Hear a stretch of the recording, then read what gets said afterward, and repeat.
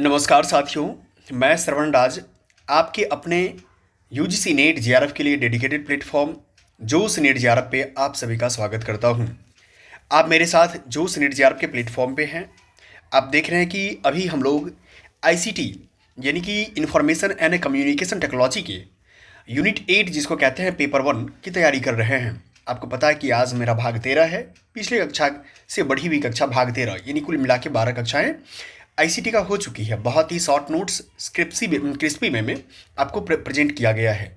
आप अगर नहीं देखे हैं तो जाकर के देखिए। आपका पहला लेक्चर है। सबसे पहला काम यही है कि आप जाकर के एक बार इस लेक्चर को कंप्लीट करने के बाद आप अन्य लेक्चर को भी देखिए। साथ ही आपको ये भी पता होना चाहिए हमारे साथ कि जब आप मेरे प्लेटफॉर्म पे जाएंगे, अब प्लेटफॉर्म पे जाने के बाद प्लेलिस्ट में जाएंगे सेक्शन वाले में, तो आपको UGC net paper 1 complete batch मिलेगा। इस कंप्लीट बैच की एक अच्छी खासियत ये है कि यहाँ पर आपको हर वो चीज़ मिल जाता है यूनिट 1 से लेकर के, यानी आप इसको कह सकते हैं यूनिट जो है ना 1 से लेकर के 10 तक, यानी टोटल यूनिट्स आपको कवर किया गया है इसमें UGC net paper 1 complete batch में। आपको सामने में दिख रहा होगा कुल मिलाकर के इतने वीडियोज़ अभी भी अब हो गए हैं और चल ही रहे हैं। साथ में अगर मेरे प्लेटफॉर्म पे और जाएंगे प्लेलिस्ट और कोर्सेस में देखेंगे सेक्शन वाले में, तो आपको लास्ट 60 डेज जेआरएफ बैच भी मिलेगा। लास्ट 60 डेज जेआरएफ बैच का मतलब ये है कि दिसंबर जो आगामी एग्जाम होने वाला है 2025 का, उसके लिए आपको डेडिकेटेड 60 डेज का प्लेटफॉर्म दिया गया है, प्लान दिया गया है, जिसमें आपको हर वो चीज़ कंटेंट है। अगर आपका विषय मान लेते हैं कि हिंदी है, तो हिंदी अगर है तो पेपर 1 और पेपर 2 दोनों विषय की तैयारी हो जाएगी। ठीक है, क्रैश कोर्स दे दिया गया है जिसके माध्यम से अगर आपका विषय हिस्ट्री, ज्योग्राफी, पॉलिटी, इकोनॉमी और साथ में किसी भी प्रकार का अगर कोई विषय है आपका कॉमर्स है, संस्कृत है, तो भी आप मेरे साथ क्या करते हैं, इस प्लेटफॉर्म से पेपर 1 की तैयारी कर लेते हैं, पेपर 2 की तैयारी करते हैं। जो बिगिनर्स स्टूडेंट हैं उनके लिए paper 0 to hero batch launch किया गया है हमारी टीम के द्वारा। ठीक है, तो 0 टू हीरो बैच भी आप देख सकते हैं, क्योंकि आपके लिए बहुत ही फायदे की चीज़ है। अगर आप मान लीजिए आपका विषय हिंदी है, तो शुक्ल बैच को कंप्लीट यूजीसी नेट दिसंबर 2025 को ध्यान में रखते बनाया गया है। इसमें यह है कि कुल मिला के जितने भी हिंदी साहित्य का इतिहास आचार्य रामचंद्र शुक्ल की पुस्तक है, उसका संपूर्ण निचोड़ आपको इसमें दे दिया गया है। क्योंकि आपको पता है कि आप यदा कदा कभी भी आप खासकर पीवाईक्यू आपने देखा होगा कभी, तो आपको पता है कि आचार्य रामचंद्र शुक्ल की पुस्तक से टू द लाइन क्वेश्चन बनती है। लाइन बाय लाइन, मतलब लाइन बिटवीन द लाइन आपको क्वेश्चन मिल जाएंगे, इसीलिए तैयार किया गया है। अब हम एक बार थोड़ा सा रिकैप कर लेते हैं कि हम लोगों ने पिछले क्या लेक्चर में क्या क्या पढ़ा था। उस लेक्चर के अंतर्गत जाएंगे तो आपके सामने दिख रहा है कई प्रकार का चीज़ों को हम लोगों ने फिशिंग देखने की कोशिश किया था कि किस प्रकार ऑनलाइन घोटाला जिसको कहते हैं, वायरस क्या होता है, सप्लैग क्या होता है। उसके बाद देखा था ईमेल स्पैमिंग क्या होता है, जो आप लोग परेशान रहते हैं कि सर हमारे ईमेल पे, कभी भी आप गौर किया होगा आपने कि जब आप फॉर्म भरने जाते हैं, फॉर्म भरते समय आपको साइबर वाले भैया क्या कहता है क्या कि आप अपना ईमेल दिखाओ, और आप ईमेल में जाने के बाद ईमेल चेक करने के चक्कर में इतना ईमेल आपके पास आया रहता है कि आप उसी में खो जाते कि आपका ओरिजिनल ईमेल जो उस समय की ज़रूरत की चीज़ें हैं कहाँ मिलेगी। ठीक है, तो ये जो इतने ज़्यादा ईमेल आता है वो क्या है, जो खास करके वाणिज्यिक संस्थान है, कॉमर्शियल इंस्टीट्यूशंस होते हैं, ठीक है, कॉर्पोरेट घराने वाले लोग, वो लोग क्या करता है कि स्पैमिंग करता है, ईमेल स्पैमिंग भेजते रहता है। देखो यहाँ पर मैंने वो भी बताया, जंक मेल जिसको कहते हैं। ठीक है, इस तरह की चीज़ों को हमने पढ़ा है। आज उसी को हम क्लास को आगे बढ़ाते हुए आपके लिए हम ये लाने वाले हैं कि कितने प्रकार के सोशल टूल्स हैं जिसके माध्यम से ऑनलाइन टीचिंग के माध्यम से या सोशल मतलब जहाँ से लर्निंग हम लोग ईजी कर पाते हैं, वो हर चीज़ को देखने वाले हैं। ठीक है, चलिए हम क्लास की ओर चलते हैं। मैं साथ में क्या करता हूँ, ये वीडियो हटा देता हूँ जिससे कि आपको नोट्स बनाने में सहूलियत हो, आसानी हो और आपसे आराम से क्या करें, क्लास जारी रखें। चलिए, जब आप देखते हैं मेरे साथ क्लास में, तो सबसे पहला चीज़ आपको मैं बता रहा हूँ, एक सर्च इंजन क्या होता है। क्या होता है सर्च इंजन, क्योंकि ये तमाम चीज़ें होती है आप आज की डेट में गूगल के ज़माना में, याहू के ज़माना में सर्च इंजन को जानना बहुत ज़रूरी होती है। जहाँ गूगल है, याहू है, अल्टाविस्ट है, तो ये सब चीज़ें बहुत ज़रूरी हो जाता है। चलती है, अब होते सर्च इंजन। सर्च इंजन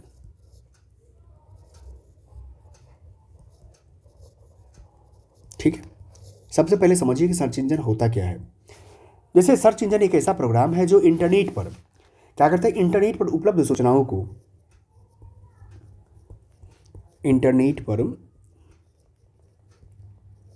उपलब्ध सूचनाओं को क्या करता है, सूचनाओं में से किसी एक विशेष सूचना को ढूंढकर कंप्यूटर स्क्रीन पर प्रदर्शित, जो जब आप चाहते हैं सूचनाओं को प्रदर्शित करने का काम करता है, प्रदर्शित करता है। ठीक है, तो समझ में आ गया आपको।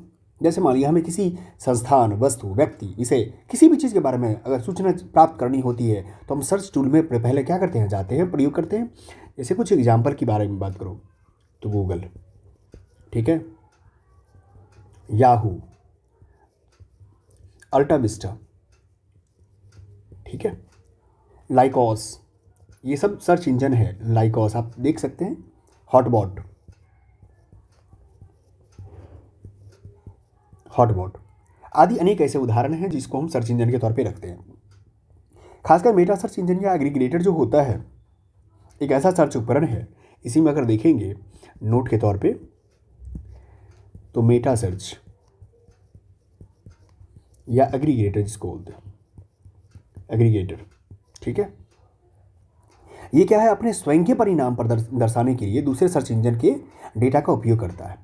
ठीक है, ये भी याद रखना है कि ये क्या करता है, ये चीज़ आपको ध्यान में रखना पड़ेगा।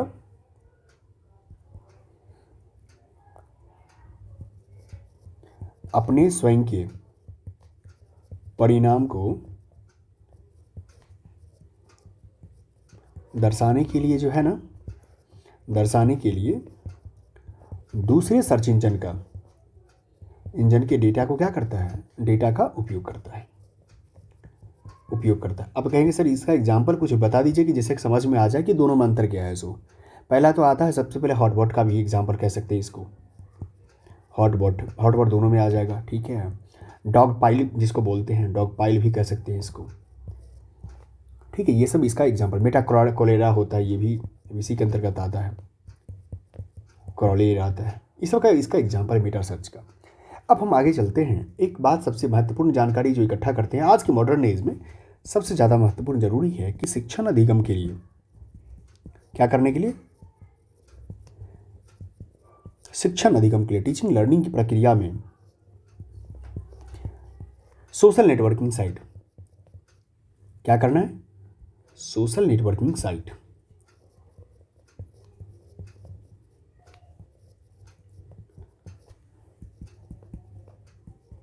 आपको भी लगता होगा कि सर शिक्षण अधिगम प्रक्रिया में सोशल नेटवर्किंग साइट की क्या भूमिका है, क्या है, कैसे है। आप जानते हैं कि सोशल नेटवर्किंग साइट जो है खासतौर पे का लक्ष्य क्या होता है, रुचि रखने वाले लोगों के बीच संबंध स्थापित करने के लिए महत्वपूर्ण भूमिका अदा करते हैं। जैसे मान लिया जब मैं पढ़ा रहा हूँ, आप पढ़ रहे हैं, तो हमारे बीच और आपके बीच में क्या है, सोशल मीडिया है।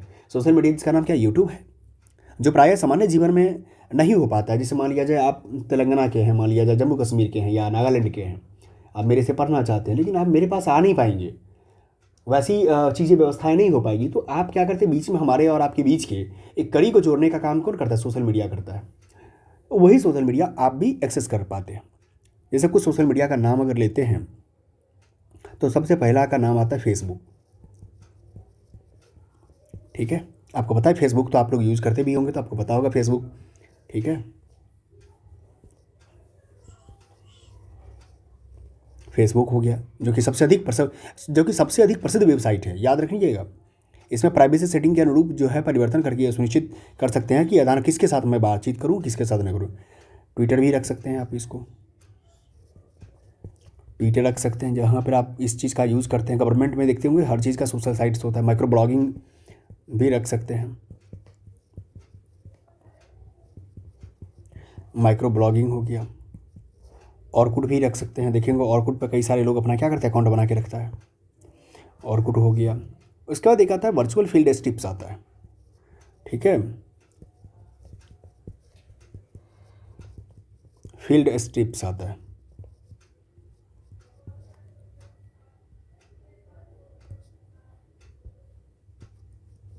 वर्चुअल फील्ड ट्रिप्स आता है। इसके द्वारा विद्यार्थी किसी संस्थान पर क्या करता है, वास्तविक समय रियल टाइम में जा सकता है, मतलब रियल टाइम में स्टूडेंट जा सकता है, रियल टाइम में स्टूडेंट्स क्या करता है, जा सकता है। नेक्स्ट अगर बात करेंगे तो इसके लिए आपको यूट्यूब तो सबसे बेस्ट जानते ही हैं, आपको पता ही होगा यूट्यूब को कि किस तरीके से वीडियो अपलोड होते हैं और इसका और आप देखना शुरू कर देते हैं। पॉडकास्ट भी आज की डेट में बहुत बड़ी चीज़ है, खासकर जितने भी मीडिया मैन लोग हैं वो पॉडकास्ट करता है, बड़े बड़े फिलोसफर को बुला करके पॉडकास्ट के माध्यम से। दूसरी बात खुद को भी क्या करता है, दो शब्दों के मिलने से बनता है, मतलब पॉडकास्ट के तौर पे ना, है ना।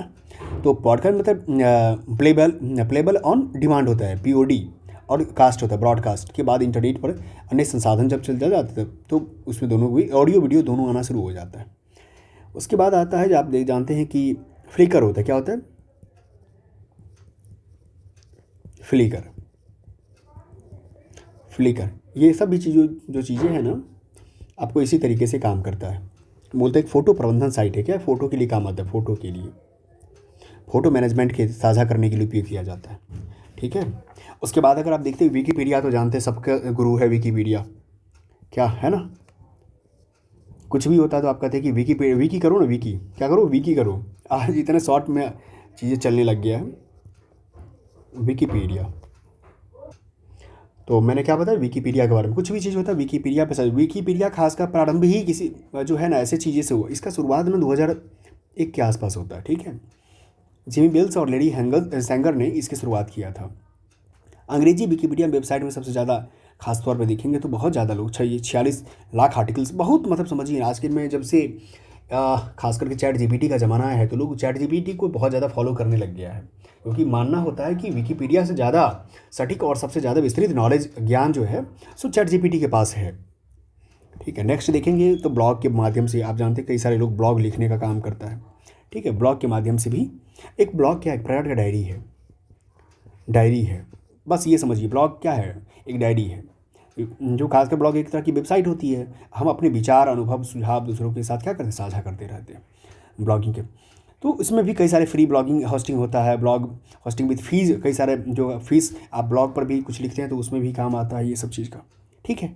तो आपने कुल मिला के इतने साइट्स देखा, 10 साइट देखा, इसके माध्यम से क्या होता है कि हम एक दूसरे से साझा कर सकते हैं अपने नॉलेज को, ज्ञान को, ठीक है, जो आपको काम आता है। नेक्स्ट आपको बता रहे हैं, इसी के अंतर्गत आप जब जाएंगे तो नेक्स्ट टॉपिक बनता है कि ऑडियो विजुअल इंस्ट्रूमेंट क्या होता है।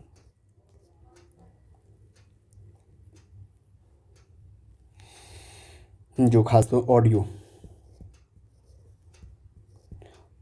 विजुअल इंस्ट्रूमेंट, ठीक है, जिसमें ऑडियो साउंड भी आना चाहिए और दृश्य विजुअल भी होना चाहिए, दिखना भी चाहिए, दोनों चीज़ होना चाहिए, ठीक है। तो इसी में आप जानते हैं खास करके इसमें एक बात आता है कि मैंने आपको पहले भी बताया था, इसमें दिखाई और सुनाई दोनों पड़ता है।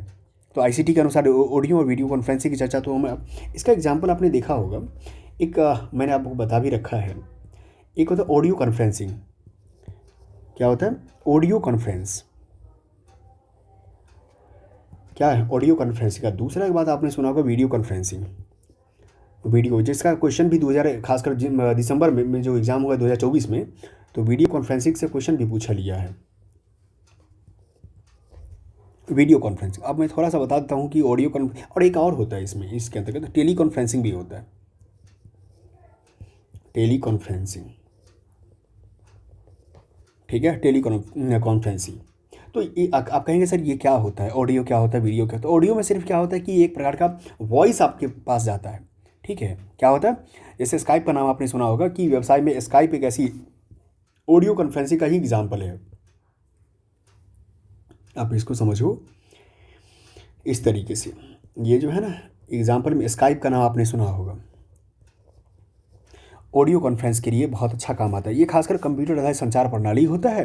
इसमें आभासी सम्मेलन जो होता है ना, वर्चुअल जो कॉन्फ्रेंस अटेंड करता है लोग, उसमें सिर्फ सुनाई पड़ता है आवाज़, ठीक है। अलग अलग कंप्यूटर के माध्यम से लोग जुड़ा रहता है और कोई बोलता है उसको अटेंड करता है। ऑडियो कॉन्फ्रेंसिंग बीच में काम करने का काम करता है, ठीक है। मोबाइल जैसे लोग मोबाइल डिवाइस या पीसी पर व्यवसाय इसे स्काइप के माध्यम से कर लेते हैं। ऑडियो कॉन्फ्रेंसिंग उपकरण खासकर जानते हैं कि संचार के तौर पे काम आता है, सरलता से सुलभ हो जाता है लोगों के पास। इसमें बहुत समय खासकर बच जाता है इसके अंतर्गत। इसमें संचार केवल क्या होता है, मौखिक होता है, ये मौखिक तौर पे काम आता है। कम्युनिकेशन क्या होता है, मौखिक होता है। कॉल गुणवत्ता अगर मान लो सही अगर नेटवर्क नहीं है तो दिक्कत हो सकता है इसके अंतर्गत। वीडियो में क्या होता है कि वीडियो कॉन्फ्रेंसिंग 2000 खासकर क्या, अगर कोविड महामारी की बात करेंगे ना, तो बहुत ज़्यादा वीडियो कॉन्फ्रेंसिंग का चर्चा परिचर्चा है ना, ये खासतौर कोविड के समय में बहुत ज़्यादा हो गया था। कोविड में जब जानते हैं कि जब जिस समय दुनिया लॉक थी तो उस समय क्या किया गया कि भाई कैसे काम किया जाए, डिजिटल शिक्षण पुस्तकों पर आधारित होने लगा। कोविड के तो 2020 से जो है बहुत ज़्यादा इसकी चर्चा चलने लग गई थी। ठीक है, तो आप इसको कह सकते हैं। अब जैसे मान लो कि एक कंप्यूटर आधारित संचार प्रणाली होती है जो विभिन्न स्थानों पर कंप्यूटर से जुड़ा होता है।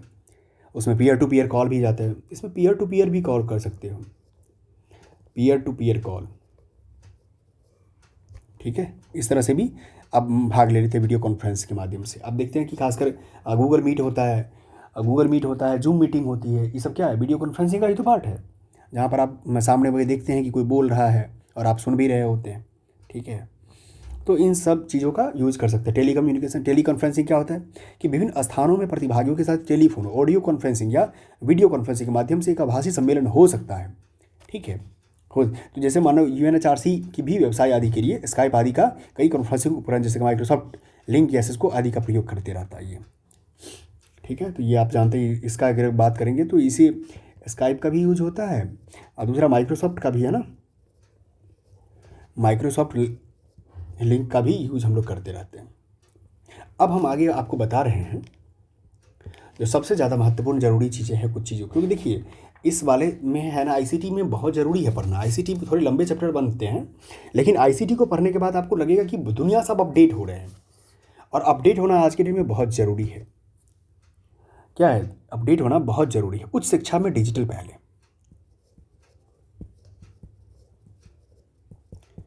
उच्च शिक्षा में डिजिटल पहले। जैसे यहाँ देखो क्या लिख दिया, digital initiative.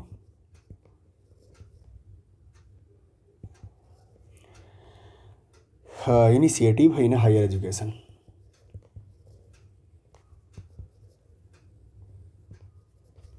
Digital initiative in higher education, बात समझ में आ गया ना आपको? अब हम इसको थोड़ा सा इन डेप्थ जाने की कोशिश करते हैं कि आखिर क्या चीज़ें हैं। सो सबसे पहले बात है, डिजिटल क्रांति का नाम आपने सुना होगा।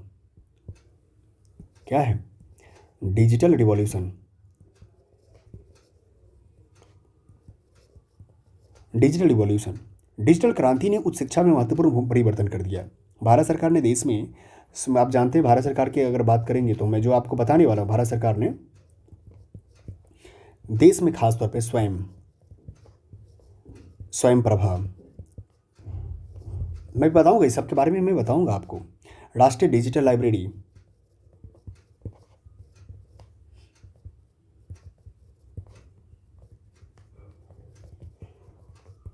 राष्ट्रीय डिजिटल लाइब्रेरी, ठीक है, राष्ट्रीय अकादमिक डिपॉजिटरी, राष्ट्रीय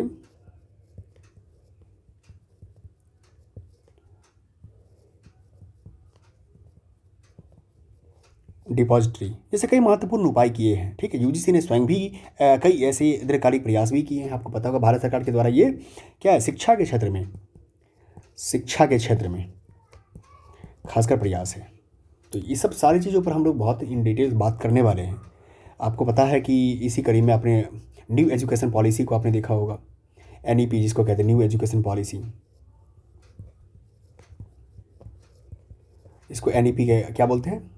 एनईपी 2020। खासकर इसमें एक बात आपको बहुत चर्चा का विषय था, मैं आपको लिख देता हूँ। एक होता है पहुँच, एक्सेसिबिलिटी, फिर आता है गुणवत्ता, क्वालिटी,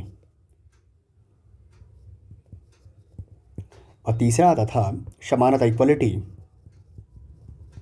ठीक है, समानता। उसके बाद आता है सामर्थ्य। ठीक है, मेरा सामर्थ्य भी थोड़ा, अफोर्डेबिलिटी भी तो होना चाहिए, और रिस्पॉन्सिबिलिटी, उत्तरदायित्व। इतने न्यू एजुकेशन पॉलिसी में इन चीज़ों पर भी बात किया गया था कि ये होना चाहिए, तब जाकर के हम मानेंगे कि किस प्रकार से हो जाए। इसी के लिए टारगेट रखा गया था। इस टारगेट नोट में हम कर देते हैं कि 2035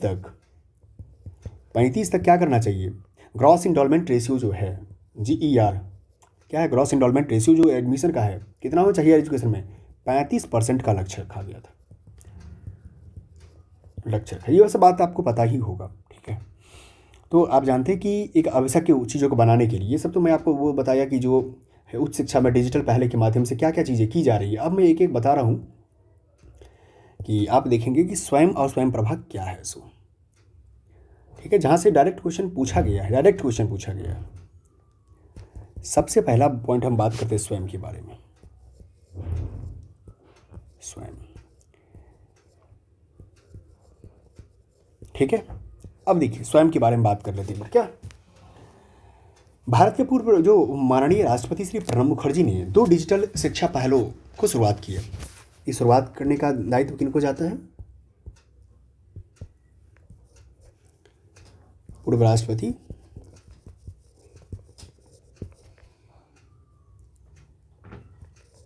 श्री प्रणब मुखर्जी, ठीक है। कब किए थे स्टार्ट, ये भी आपको पता होना चाहिए। 9 जुलाई को, 9 जुलाई 2017 को, ठीक है। उद्घाटन की शिक्षा के पहले ये अवसर पर राष्ट्रपति जी ने कहा था कि डिजिटल टेक्नोलॉजी से अच्छे शिक्षक बड़ी संख्या में छात्रों को सीधे सिखाने के योग्य है। आज के दौर में देखिए कि जो नीट जेआरएफ आपको कैसे प्रोवाइड करवा रही है एजुकेशन। क्या आपको कहीं जाना पड़ा? नहीं जाना पड़ा होगा। आप अपने घर में हैं और आपको घर में आपके मोबाइल पर सारी चीज़ें अवेलेबल है। आपको PYQ का भी मिल जाता है, आपको मॉक टेस्ट भी मिल जाता है, आपको क्वेश्चन भी मिल गया, आपको कॉन्सेप्ट भी मिल गया, यानी दोनों चीज़ मिल गया एक साथ। आपका सिर्फ काम है पढ़ करके एग्ज़ाम दे देना। इतनी ज़्यादा अफोर्डेबल हो गया एजुकेशन, ठीक है। यही चीज़ है, सबसे बड़ी चीज़ है डिजिटल टेक्नोलॉजी में। वह घर पर भी पढ़ाई कर सकेंगे, इस बात को याद रखिए। ICT में हम लोग यही पढ़ते हैं। समाधान जो आप जानते हैं कि सूचना और संचार प्रौद्योगिकी समाधान एक इंटरैक्टिव लर्निंग का अनुभव प्रदान करता है। कोई भी दूरस्थ क्षेत्र में भी, रिमोट एरिया में भी है, वो भी पढ़ सकता है। खासकर यही चीज़ है स्वयं और स्वयं प्रभा के अतिरिक्त। आप जानते हैं कि मानव संसाधन विकास मंत्रालय जिस समय अपने शिक्षा मंत्रालय हो गया है। शिक्षा मंत्रालय से पहले क्या नाम था? मानव संसाधन विकास मंत्रालय नाम था, सॉरी हाँ, मानव संसाधन विकास मंत्रालय था। और यही मानव संसाधन विकास मंत्रालय ने आपके लिए शुरुआत किया था 2 चीज़ें। मैं इसी के अंतर्गत लिख देता हूँ आपको।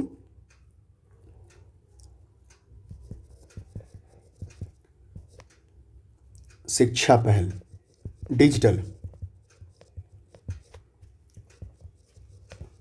टेक्नोलॉजी के माध्यम से ये चीज़ें मिलने लगा, ठीक है। अब जानते हैं कि मंत्रालय की बात करेंगे तो मानव संसाधन विकास मंत्रालय, मानव संसाधन विकास मंत्रालय, जो वर्तमान में क्या नाम है अब? शिक्षा मंत्रालय। ये क्या लाया था? 2 पहल तो आपको याद ही होगा। पहला पहल क्या था? पहला था कि राष्ट्रीय शैक्षणिक डिपॉजिटरी, जिसको क्या बोलते हैं? NAD बोलते हैं, ठीक है, नेशनल एकेडमिक डिपॉजिटरी। दूसरा आपको याद है? राष्ट्रीय डिजिटल लाइब्रेरी। ये क्या है? NDL है। तो ये चीज़ें शुरुआत किया था ना। अब यही चीज़ों को जानना पड़ेगा कि स्वयं एक प्रकार का क्या है। मैसिव ऑनलाइन बुक्स का आपने नाम सुना था, इससे पहले मैंने बताया था बुक का। मैसिव ओपन ऑनलाइन जो कोर्सेज के बारे में मैं बात कर रहा हूँ। और जब इसी को आप आगे बढ़ाएंगे तो स्वयं के अंतर्गत जब आते हैं एक प्रकार का मुख। स्वयं क्या है? मुख से, मुख है। ये मुख क्या होता है आपको मैंने बता दिया था। मैसिव ओपन ऑनलाइन कोर्स है, ठीक है, का भारतीय रूपांतरण है। इसके अंतर्गत शैक्षिक पाठ्यक्रम क्या होता है? ऑनलाइन उपलब्ध कराए जाते हैं। ऑनलाइन उपलब्ध कराए जाते हैं कंटेंट बुक्स इसके अंतर्गत, स्वयं के अंतर्गत। शैक्षणिक पाठ्यक्रम जो है ऑनलाइन उपलब्ध कराए जाते हैं आपको। डिजिटल कक्षाओं के माध्यम से छात्रों तक पहुंचा जाता है, जैसे मैं पहुंच रहा हूं आपके पास। कोई भी छात्र स्वयं की पहल के माध्यम से प्रमाणीकरण चाहता है तो कम शुल्क में प्रमाण पत्र उपलब्ध कराया जा सकता है। अगर आप चाहते हैं सर्टिफिकेट तो भी मिल सकता, सर्टिफिकेट भी मिल जाएगा कम फी में, ठीक है।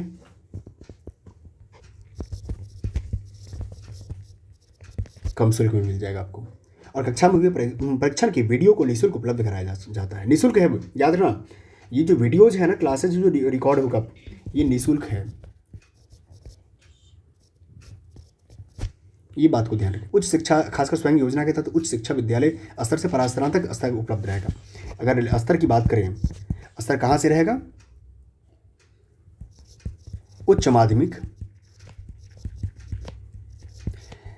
विद्यालय से लेकर कहाँ तक रहेगा? स्नातक, ग्रेजुएशन, स्नातक स्तर तक। बात समझ में आ गया होगा। अब हम चलते हैं कहाँ पे? अब चलते हैं स्वयं प्रभा। क्या नाम है? स्वयं प्रभा।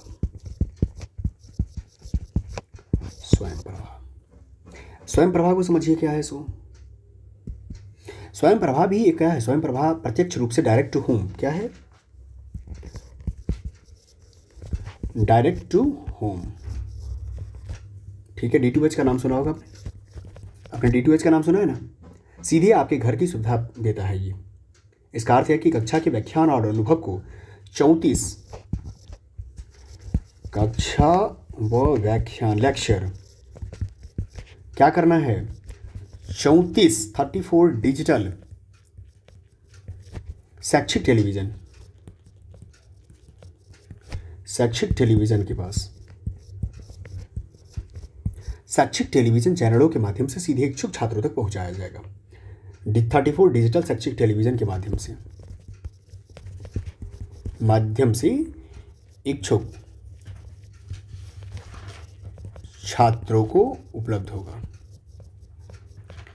बात समझ में आ गया होगा आपको कि कैसे चीज़ें स्वयं प्रभा का एक्सेसिबिलिटी मिलेगा। 34 ये भी आपका 34 चैनल है। ये चैनल अब MHRD, अब ये कौन चला रहा है? मंत्रालय चल रहा है। MHRD मंत्रालय के तत्वाधान में चल रहा है। इस चैनल पर नई शैक्षिक कार्यक्रम, जैसे इस चैनलों को डिश एंटीना या टेलीविज़न द्वारा कोई भी व्यक्ति देख सकता है। देखने के लिए क्या करना पड़ेगा? देखने के लिए जो जानते हैं आप, डिश एंटीना और टेलीविज़न।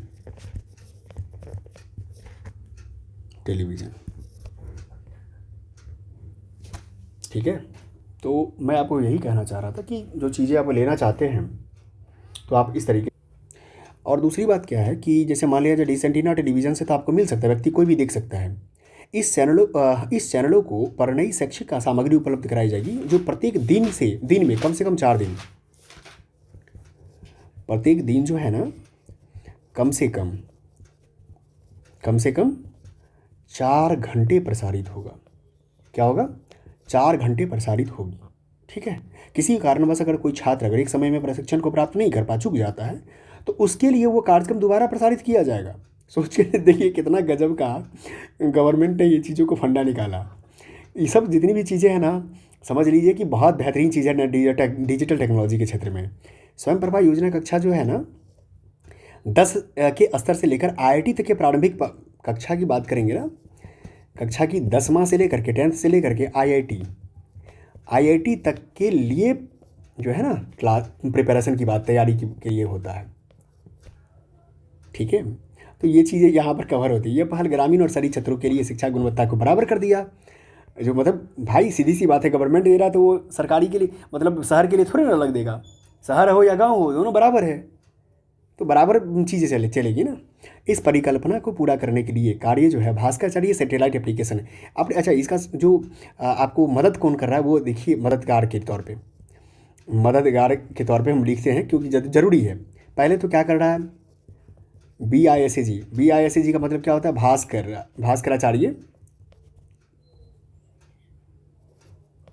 भास्कराचार्य सैटेलाइट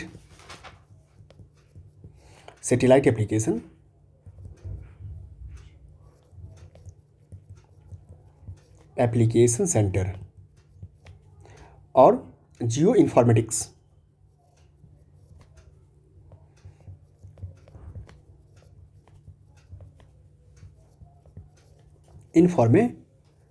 ये मैं आपको फुल फॉर्म लिखा दिया है, बाकी आप लिखो या ना लिखो कोई फ़र्क नहीं पड़ता है। दूसरा गांधीनगर का जो है ना, गांधीनगर और जो ECIL होता है हैदराबाद, ये तमाम रूप से सक्रिय भागीदारी के लिए 3 महीना के भीतर ही पूरा किया गया था। ठीक है, ये सबसे अच्छी बात मैंने आपको बताया। पाठ्यक्रम जानते हैं कि हर विषय में मिल जाएगा। अगर विषय की बात करेंगे तो आपको आर्ट, कला, विज्ञान, मतलब जितनी भी चीज़ें आपको दिख रहा है, सारा चीज़, मतलब आपको मैंने क्या बताया। अगर कवर की बात करेंगे विषय में तो आर्ट्स हो गया, साइंस हो गया, कॉमर्स हो गया, इंजीनियरिंग हो गया, मेडिकल हो गया। अब समझो यार, आपको भी लग रहा होगा कि कितनी चीज़ें को कवर किया है ये। मेडिकल हो गया, ह्यूमैनिटी हो गया, ह्यूमैनिटी, ठीक है, ह्यूमैनिटी हो गया, मतलब कुल मिला के सारा चीज़ को कवर कर लिया गया है। अच्छा, यहाँ तक एक बात और, लॉ की भी हो, कानून की भी बारे में आपको दे देगा, और इससे भी ज़्यादा एग्रीकल्चर भी आ गया। अब देखो कितने विषय को कवर किया गया इस विषय में। इसीलिए अच्छा, दूसरी बात, प्रारंभ में जो है कार्यक्रम अंग्रेजी भाषा में दिखाया जाए, लेकिन कुछ समय के बाद ही सरकार क्षेत्रीय भाषाओं में क्या किया, कार्यक्रम को शुभारंभ कर दिया। मतलब भाषा की भी बाध्यता खत्म कर दी। अगर क्लास की अगर भाषा की बात करोगे ना, तो भाषा को इंग्लिश प्लस रीजनल मीडियम में भी, तो आपने देखा कि जैसे रीजनल बेस्ड अगर बात करेंगे ना, रीजनल लैंग्वेज में भी वो चीज़ें आने लग गया। ठीक है, छात्रों की स्वयं प्रभा योजना से सहायता की जा रही है, आपको पता है सारा चीज़ इंटरेक्टिव, तस्वीर, वीडियो, विशेषज्ञ सब चीज़ मिल जाता है। चलिए, तो मैं आपको क्या करता हूँ, जब मैं नेक्स्ट क्लासेज आपके लिए लूँगा, तो नेक्स्ट क्लासेज जो मेरी होगी वो होगी राष्ट्रीय शैक्षिक डिपॉजिटरी, नैड के बारे में, जो नेशनल है ना,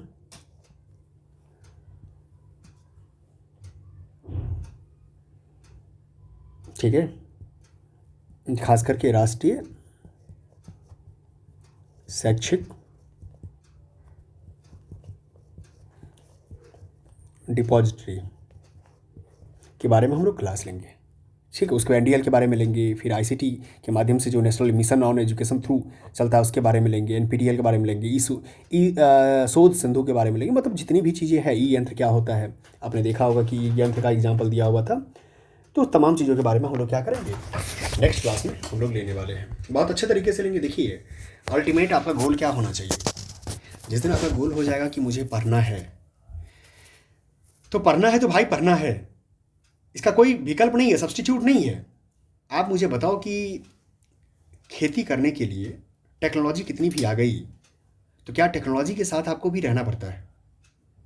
माना कि ठीक है कि ड्रोन आ गया, ड्रोन क्या किया कि बहुत सारी चीज़ें आपको काम करना शुरू कर दी, लेकिन क्या उस चीज़ को चलाने के लिए भी कोई व्यक्ति है। टेक्नोलॉजी कितना भी आ जाए, लेकिन उसके लिए ह्यूमन जो रिसोर्सेस है, मानव संसाधन है, वो कंप्लीटली कभी भी रिप्लेस नहीं होगा। ये बात को याद रखना है आपको। इसीलिए तमाम चीज़ों को जानने के लिए हम लोग क्या करते हैं, अपना इस टेक्नोलॉजी, हाँ निश्चित तौर पे ये बहुत ज़्यादा एक्सेसिबल की बात है कि आज हम देश की राजधानी में बैठ करके आपको हम पढ़ा पा रहे हैं। आप किसी भी छोटे शहर में हैं, टीयर 2, टीयर 3 सिटीज़ में आप रह रहे हैं, या इवन यूँ कहें कि ग्रामीण पृष्ठभूमि में आप हैं, लेकिन मेरे क्लासेस को एक्सेस कर रहे हैं आप। तो ये चीज़ें हैं कि जितनी भी चीज़ें हैं आपको मिल पा रही है, तो ये सबसे टेक्नोलॉजी की अच्छी देन है। चलिए, मैंने आज स्वयं और स्वयं प्रभा से रिलेटेड क्वेश्चन को देखा है।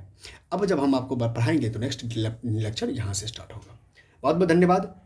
आप मेरे साथ क्वेश्चन और कॉन्सेप्ट दोनों करते हैं। अभी आप कॉन्सेप्ट कर रहे हैं, जस्ट आप जाएंगे तो आपको जब जाएंगे UGC net paper 1 PYQ analysis 2015 से 25 में 10 वर्षों का, 10 से 11 वर्षों का जो पेपर एनालिसिस करते हैं, उसमें आप क्वेश्चन करते हैं। जितने कुल मिलाकर के 5000 के आसपास जितने भी क्वेश्चंस हो पाता है मैं करवाऊंगा, जिससे कि आपका 45 क्वेश्चंस मिनिमम, मैं इस बात की गारंटी देता हूँ, 45, 50 में 45 प्लस क्वेश्चन आपकी सही होनी चाहिए, होगी। एक भी यूनिट ऐसा नहीं है जहाँ की कॉन्सेप्ट की कमी आपको महसूस होगी, चाहे वो मैथमेटिक्स बैकग्राउंड आपका हो या ना हो, डजेंट मैटर। आप मेरे साथ जुड़िए जो सीनियर जेआरएफ से, मैं ऑलरेडी आपको करवाऊंगा। साथ में आपका तो जो विषय है, चाहे हिंदी हो भाषा में, या संस्कृत हो, या इवन इंग्लिश हो, या यूँ कहें कि आप हिस्ट्री, ज्योग्राफी, पॉलिटी, इकोनॉमी, जितने भी विषय है, उस सब के लिए मेरे साथ जुड़ते हैं। बहुत बहुत धन्यवाद आपका।